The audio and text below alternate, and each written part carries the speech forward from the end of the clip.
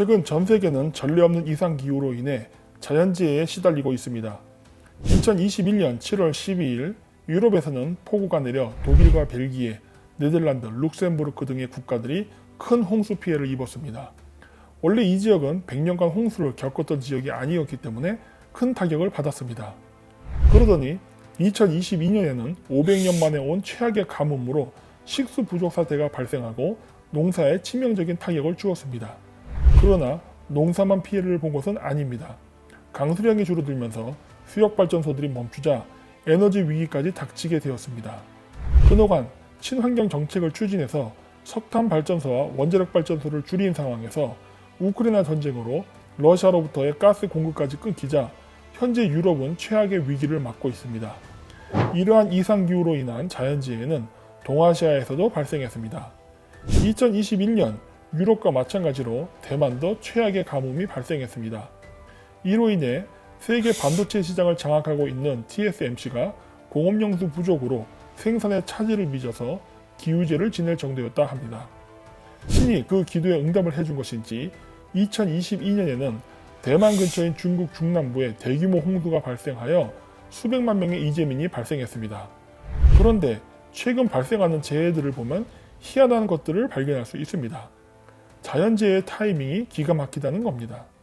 유럽은 사상 최악의 홍수가 발생했기 때문에 다음 해에 홍수의 피해를 줄이고자 미리 댐에서 물을 방류하여 폭우에 대비했으나 역으로 역대급 가뭄이 오면서 유럽 전역이 물 부족 사태와 에너지 부족 사태를 겪게 되었습니다.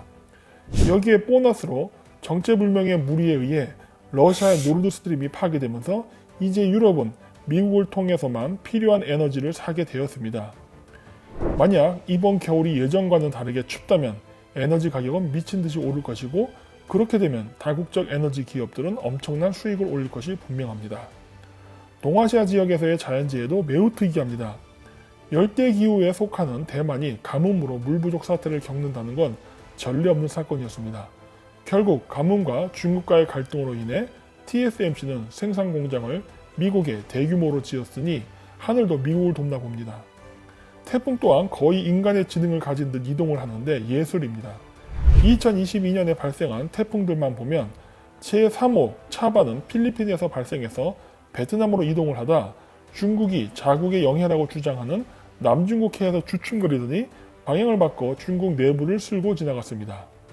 이 지역은 원래 태풍이 오던 곳이 아니었기 때문에 이로 인해 중국 내륙 지방은 큰 피해를 입었습니다. 제4호 에어리의 경우는 일본 열도를 따라 동쪽으로 이동하다가 태평양으로 갈 줄 알았는데 한동안 주춤거리더니 갑자기 홋카이도로 이동을 했습니다. 제7호 무란의 경우도 방향이 베트남을 향하던 것이 갑자기 방향을 바꿔 중국 쪽으로 갔습니다. 제8호 태풍 메아리는 시베리아 캄차카 반도까지 이동하는 놀라움을 보였습니다. 이외에도 많이 있으나 설명은 생략하도록 하겠습니다.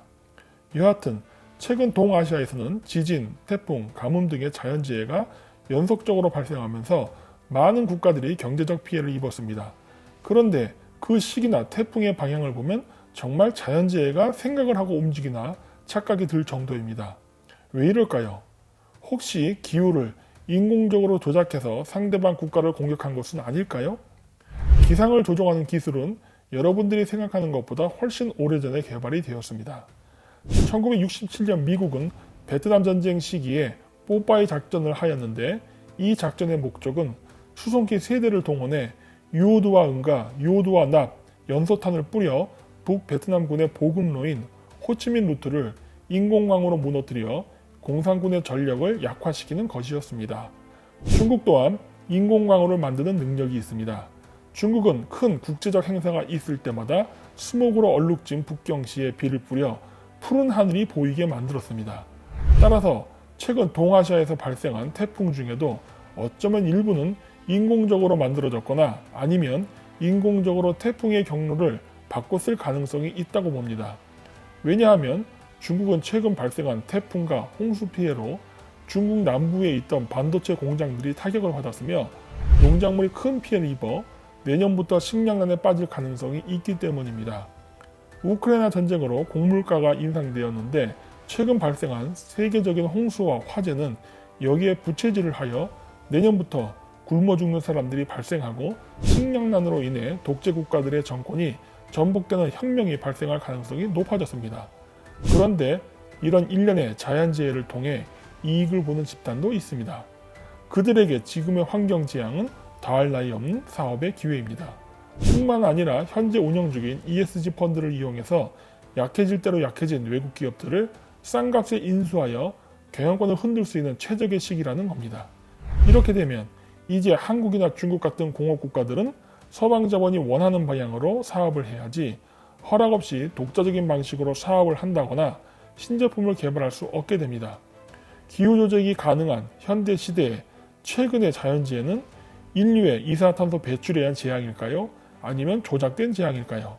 판단은 여러분의 몫입니다.